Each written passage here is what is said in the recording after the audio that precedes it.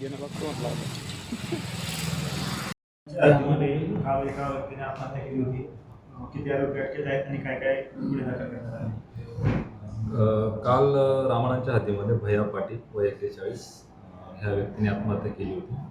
त्या आत्महत्येच्या याच्यावरून त्याचा भाऊ भरत रामदास पाटील यांच्या तक्रारीवरून रामानंद पोलीस स्टेशन येथे CR नंबर 238/25 BNS कलम 108 351 35 अन्वये आत्महत्येस प्रवृत्त केल्याचा गुन्हा दाखल करण्यात आलेला आहे. यामध्ये त्याच्या भावाच्या तक्रारीनुसार सचिन दादाराव अडकमोर, त्यानंतर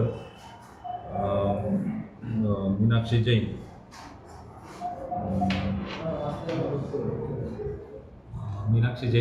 आणि सुजाता ठाकूर यांची नावं घेतलेली होती.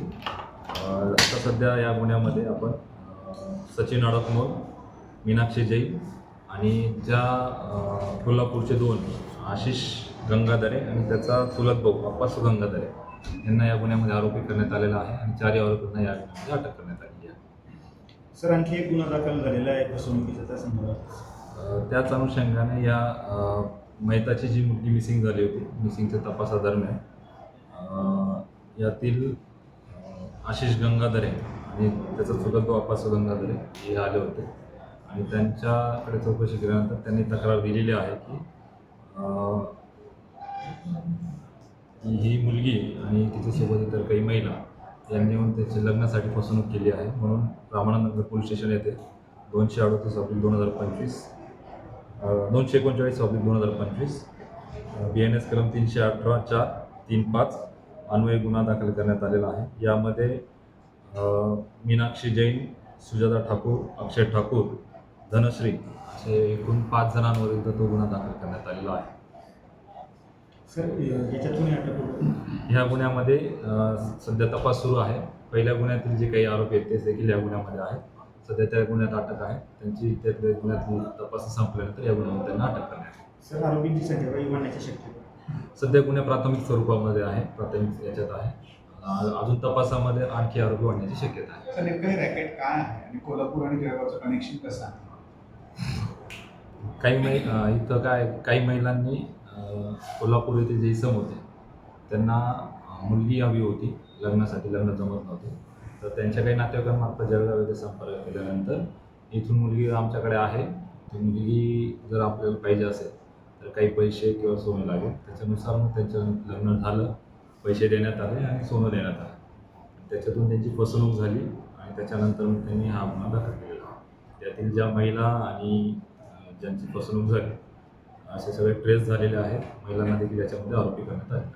सर, जी मुलगी आहे तिची आई पण या रॅकेटमध्ये सामील आहे का? ज्या महिलांकडे अटक करण्यात आली त्यांच्याकडे तपासणी केला असता सदरची मुलगी आहे, तिच्या आईला देखील हा प्रकार सुरुवातीपासून माहीत होता, ती देखील याच्यामध्ये सहभागी आहे असं आपल्याला तपासामध्ये निष्पन्न होतं. सर, म्हणजे मुलगी जी आहे ही आई अल्पवयीन होती काही मुलगी त्यावेळेस विवाह झालेला होता? तो तपास सुरू आहे. सध्या आपल्याकडे ज्या वेळेला गुन्हा दाखल झाला ती मुलगी 18 वर्षाची पूर्ण आहे. सर, जे मनीषा जैन आहे त्यांची तेवढी अजून त्यांची पार्श्वभूमी काय आहे? त्यांनी अजून काही असं हे केलेले आहेत का? मनीषा जैनचा गुन्हेगारी पार्श्वभूमी तपासली असता तिच्यावर देखील या अगोदर गुन्हे दाखल असल्याचं प्रथम निदर्शनास येत आहे. तपासामध्ये त्या गोष्टी निष्पन्न होतात. असं आहे ना, पैशांच्या लालच्यामध्ये अल्पवयीन मुलीचं लग्न अनेक ठिकाणी लावून देण्याची देखील माहिती येते जामनेर किंवा कोल्हापूर अशा ठिकाणी. सध्या गुन्हा दाखल आहे, तपास प्राथमिक याच्यामध्ये आहे. अजून काही त्याच्यात निष्कर्ष किंवा तपासात निष्पन्न झालं तर पुढील इन्क्वायरीमध्ये त्या गोष्टी निष्पन्न होतील आणि त्यानुसार कारवाई करण्यात येईल. सर, पीडित मुलगी जी आहे तिच्या वडिलांनी देखील सुसाईड केलेलं आहे प्रकरण त्यावेळेस माहिती पडलं अशी माहिती. पीडिताचे जे वडील आहेत त्यांनी देखील हँगिंग केलं. त्यांच्या हँगिंगवरूनच पहिला गुन्हा आत्महत्येस प्रवृत्त झाल्याचा दाखल आहे आणि त्याच्याच चौकशीमध्ये अजून हे तक्रारदार यांनी आमच्यासोबत लग्नाची फसवणूक केल्याचा गुन्हा दाखल केला आहे. त्या दोन्ही गुन्ह्यांचा तपास सुरू आहे. ही जी जळगावची टोळी आहे ज्यांनी लग्न लावलं कोल्हापूरची, त्यांनी आणखी इतर जिल्ह्यांमध्ये कुठे लग्न लावलेलं आहे का? प्राथमिक तपासामध्ये आम्हाला ते समोर येत आहे की त्यांनी अजूनही या प्रकारचे गुन्हे केलेले आहेत, त्या प्रकारचे केले आहेत. कुठे अजून तपासामध्ये निष्पन्न जसे होतील, जसे तक्रारदार येतील त्याच्यानुसार पुढील कारवाई करणार आहोत.